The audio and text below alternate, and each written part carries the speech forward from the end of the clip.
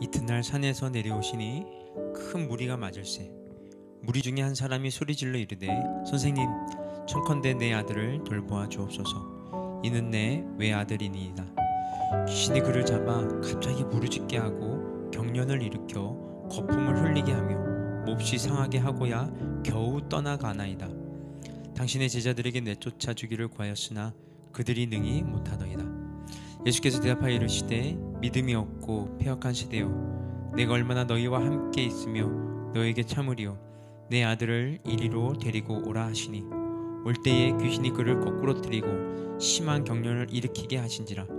예수께서 더러운 귀신을 꾸짖으시고 아이를 낫게 하사 그 아버지에게 도로 주시니, 사람들이 다 하나님의 위엄에 놀라니라. 그들이 다 행하시는 모든 일을 놀랍게 여길새 예수께서 제자들에게 이르시되, 이 말을 너희 귀에 담아두라. 인자가 장차 사람들의 손에 넘겨지리라 하시되, 그들이 이 말씀을 알지 못하니 이는 그들로 깨닫지 못하게 하신 바 되었음이라. 또 그들은 이 말씀을 묻기도 두려워하더라. 제자 중에서 누가 크냐 하는 변론이 일어나니, 예수께서 그 마음에 변론하는 것을 아시고 어린아이 하나를 데려다가 자기 곁에 세우시고 그들에게 이르되, 누구든지 내 이름으로 이런 어린아이를 영접하면 곧 나를 영접하며, 또 누구든지 나를 영접하면 곧 나를 보내신 이를 영접함이라. 너희 모든 사람 중에 가장 작은 그가 큰 자니라. 요한이 여짜오되, 주여, 어떤 사람이 주의 이름으로 귀신을 내쫓는 것을 우리가 보고 우리와 함께 따르지 아니함으로 금하였나이다. 예수께서 이르시되, 금하지 말라. 너희를 반대하지 않는 자는 너희를 위하는 자니라 하시니라.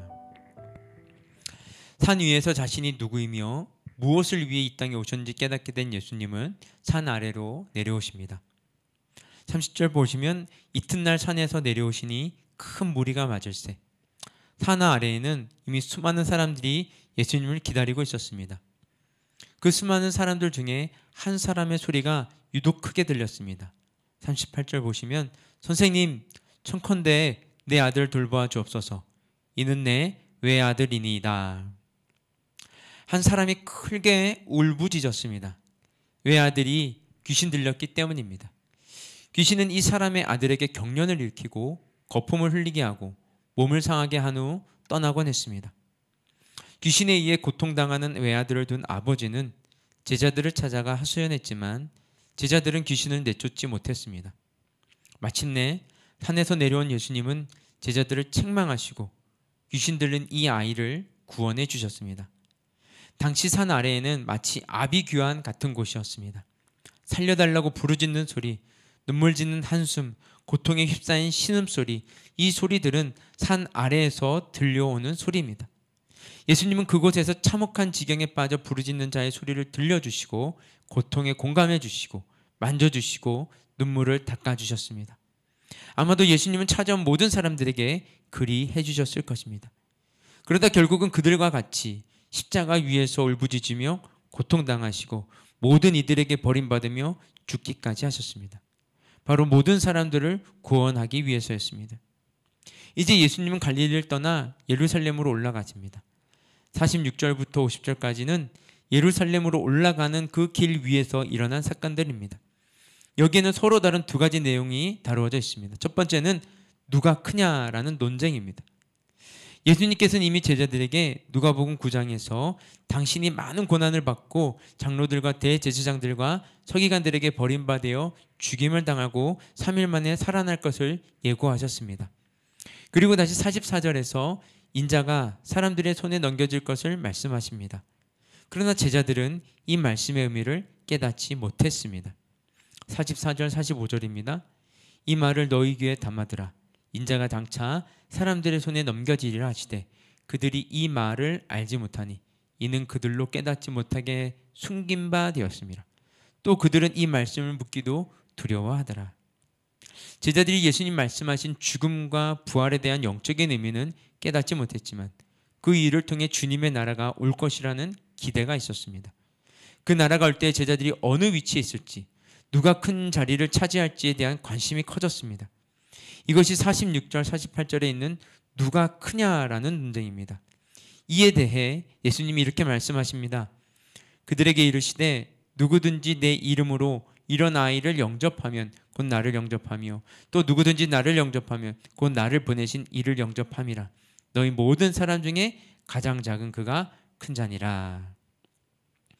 어느 시대는든지 누가 크고 누가 권력이 많고 누가 힘이 있느냐에 관심이 많지만 오늘날처럼 절대 시대고 자신이 원하는 것을 돈과 권력으로 다 할 수 있다고 믿고 따르는 시대도 없었을 것입니다. 이전에는 자신이 원하는 성공을 목표로 열심히 살았는데 요즘은 자신이 원하는 것을 돈과 권력으로 살 수 있다고 믿고 남보다 더 큰 힘을 가진 더 큰 자가 되는 것을 성공이라고 생각합니다. 그러나 주님은 전혀 예상치도 않은 어린아이를 큰 자라고 하셨습니다. 이것은 돈과 권력과 명예보다 연약함과 적은 것의 가치가 더 소중하다는 것을 일깨워주고 있는 것입니다. 우리의 일상에 살면서 벌어지고 있는 작고 작은 일들과 만남이 사실은 그것 무엇보다도 중요하고 가치가 있으며 놀라운 은혜의 현장임을 우리는 알아야 하는 것입니다. 두 번째 내용은 누가 우리를 위하는 사람인가라는 것입니다. 어느 유대인이 제자들과 상관이 없이 주님의 이름으로 귀신을 내쫓은 일이 있었습니다. 제자들은 그런 상황이 불편해했습니다. 밤낮으로 주님을 따르는 제자들인 자신들이 주님의 이름으로 귀신을 쫓아내는 일을 할 수 있다는 특권의식을 가지고 있었기 때문입니다. 제자들은 자신들을 따르지 않는 그들의 축기를 금지하였습니다. 예수님 당시에 모두가 유대교를 믿는 사회에서 유대인이 예수님의 권능을 믿고 그의 이름으로 귀신을 내쫓는 일은 주님에 대해 우호적이지 않으면 할 수 없는 일이었습니다.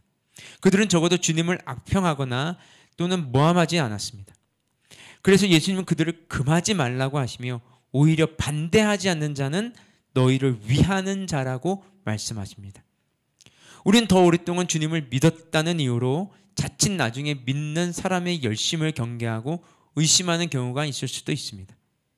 최근에는 이단들의 활동이 심각할 만큼 활발하고 집요하고 잘 살피고 분별할 그들을 물리치는 것이 매우 중요하지만 자칫 나의 신앙의 잣대가 되어 남을 판단하고 조정하는 것은 매우 위험한 일입니다. 예수님께서 십자가를 지기 위해 예루살렘으로 향하시는 그 길 위에서도 그리스도를 따른 제자의 삶과 자세를 그리고 하나님 나라의 관점과 개념을 계속하여 가르치십니다. 그리고 우리에게도 묻고 있는 것입니다. 너가 어린아이처럼 작은 자가 되겠느냐?